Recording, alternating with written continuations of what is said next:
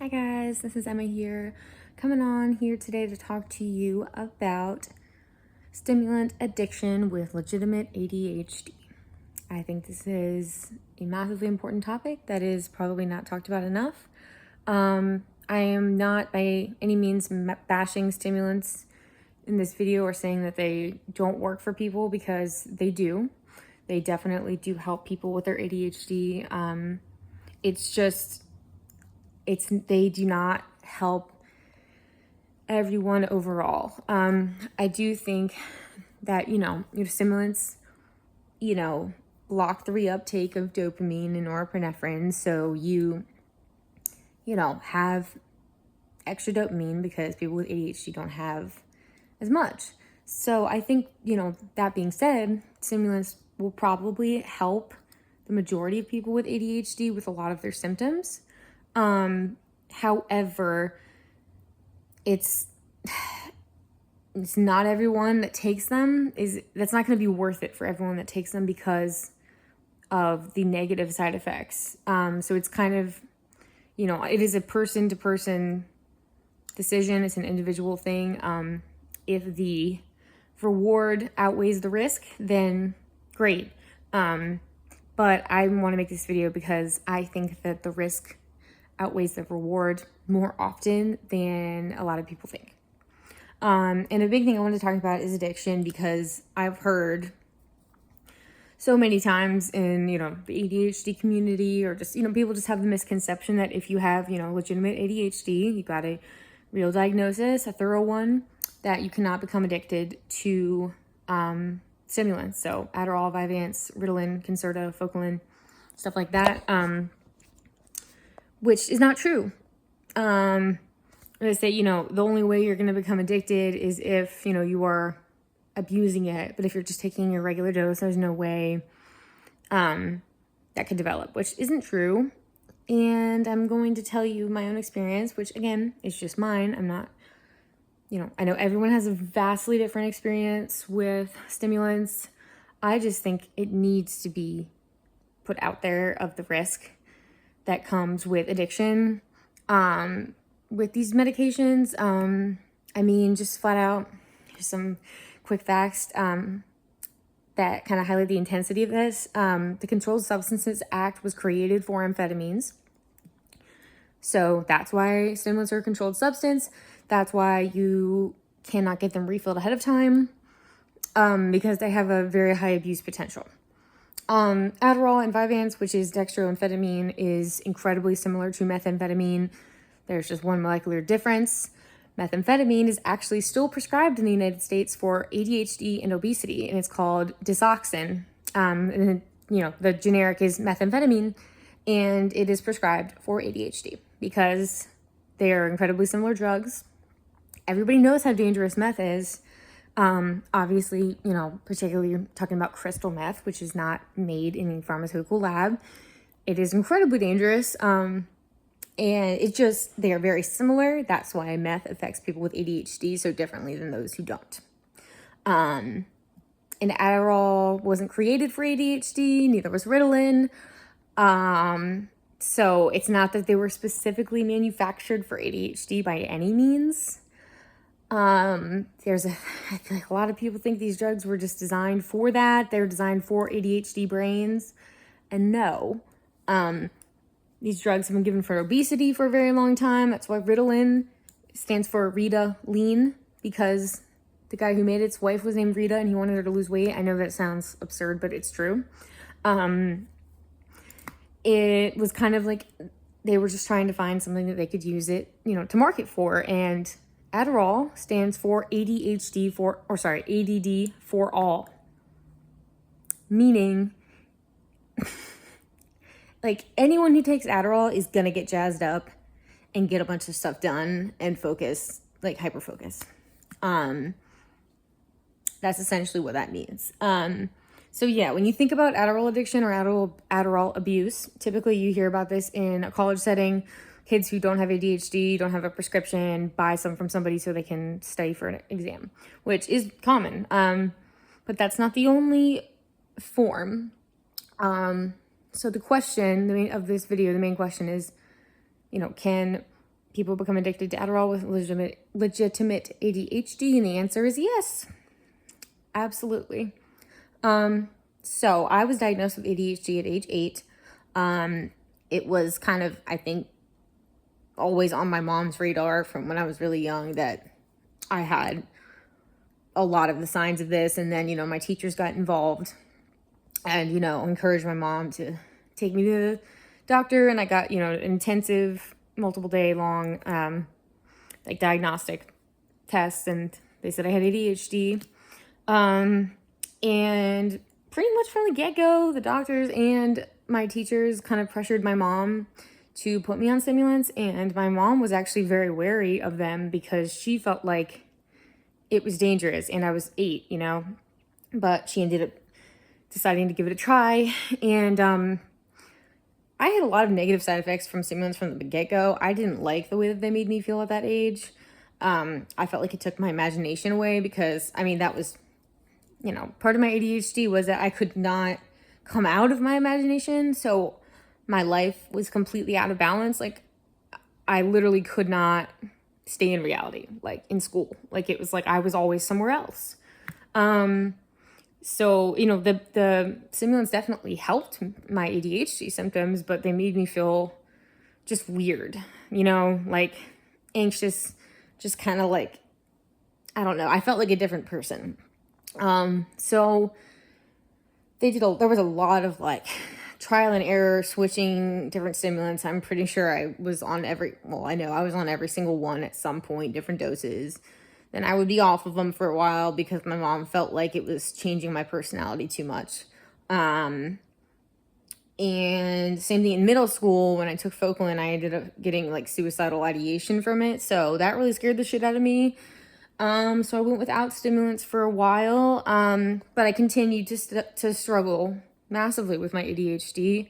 I felt like I was drowning in it, and I felt like I was I was just failing at life. Like, I just did not understand.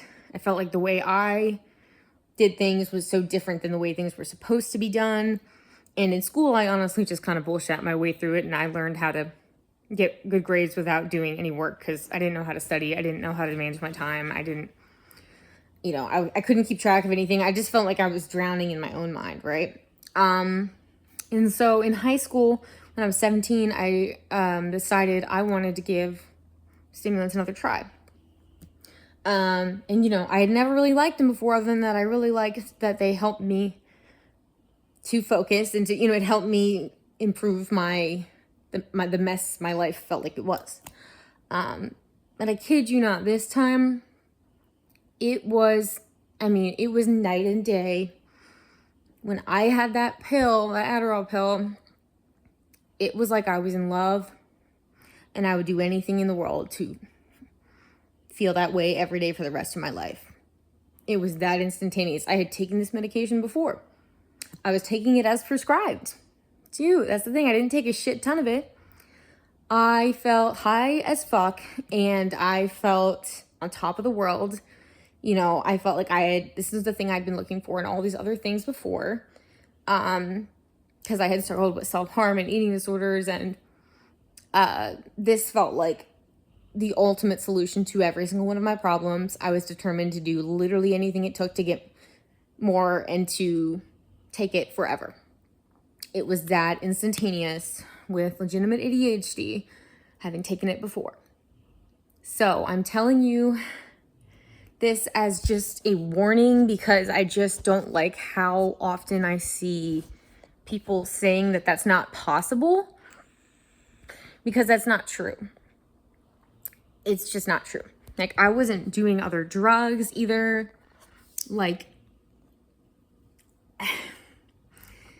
I didn't have a horrible situation at home. It was just I had found my drug of choice in that moment.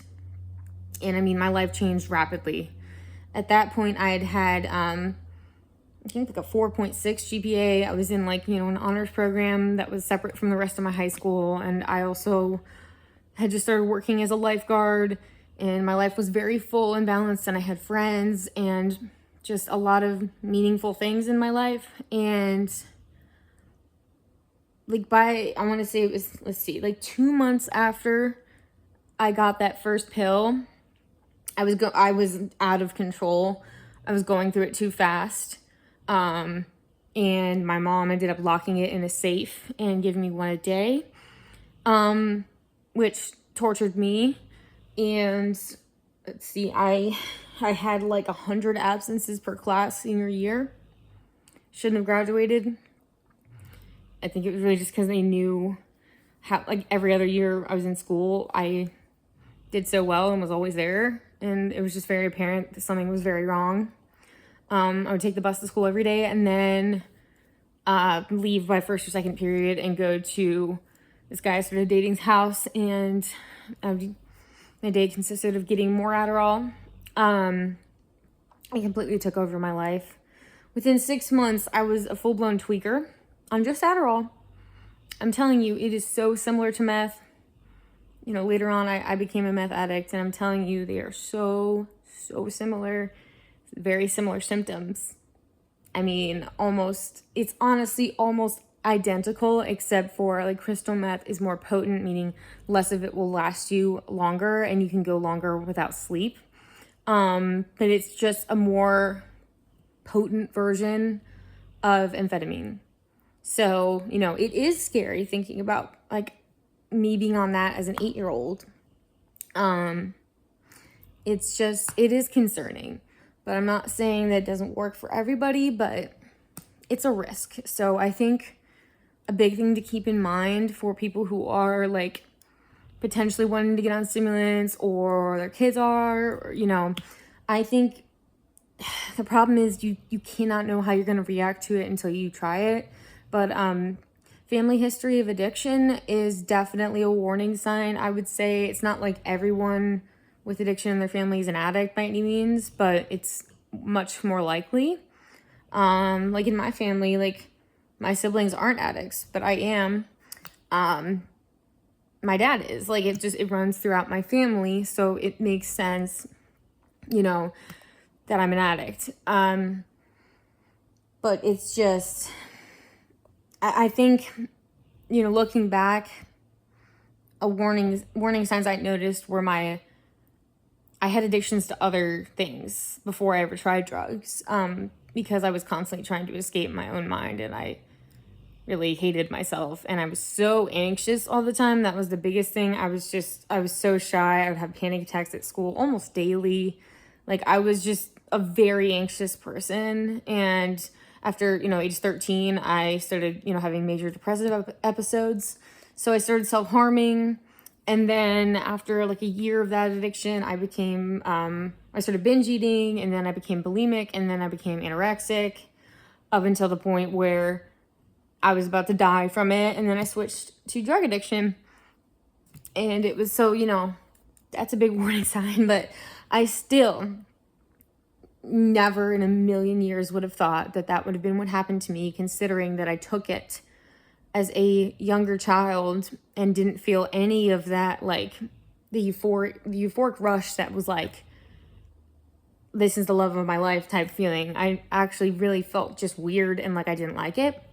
And from what I've learned, that is a switch that can come with, you know, once you're past adolescence, like something can change in your brain where it feels completely different. So that's really something to be aware of. I mean, I'm telling you, I could not escape my Adderall addiction. You know, I went to rehab 6 times. I tried, you know, switching to like alcohol or kratom, and that was really bad, but it always led me back to my drug of choice, because at the end of the day, all I wanted was Adderall. That was it. That's what every using nightmare I still have to this day is about. It's about Adderall. Adderall absolutely destroyed me. And eventually, you know, I said to myself, always, I will never do meth, because if I do, it will be the death of me. I would say that all the time, because I know that they're almost the exact same drug, except for that one is even more dangerous because there's a bunch of horrible crap in it, and it's so potent that it gives most people psychosis, brain damage, and it can kill you much faster. And though eventually after like 6 years, I did end up doing meth, and then it was almost the death of me several times. But Adderall was really, it was that for me. So, and I'm not the only one that I know of who's had this experience. So yes, you can have ADHD and get addicted. And in that case, stimulants are not your friend. They are not an option for you. They are an option for some people. But if you have, even if it's not addiction, even if like when you taste stimulants, you feel, say, like a ghost, like depressed, empty, or you can't stop gritting your teeth, or you're unable to eat and you've lost so much weight that it's becoming a problem, or you're not able to get enough sleep and you feel like you're constantly running on empty, or you can't get out of bed without stimulants, without your pill, and if you don't have it, then you just lay in bed all day doing nothing, or if you feel like it's become your identity and you are nothing without stimulants, if any of those things resonate, you probably shouldn't be on them. They work for some people, but for some people, even if without addiction, they are just harmful. They just take away your personality sometimes. They make you feel different. And I'm here to tell you there are other options for meds for ADHD. And I'm going to tell you just briefly what has worked for me, considering I cannot take stimulants for the rest of my life. So I never had much success with Strattera, which I think is the most commonly prescribed non-stimulant ADHD med. But I had a lot of success with clonidine, which is a blood pressure medication. It lowers your blood pressure. But it was recently discovered to have a lot of benefit in treating ADHD. And now I also take a medication called guanfacine, which also lowers your blood pressure.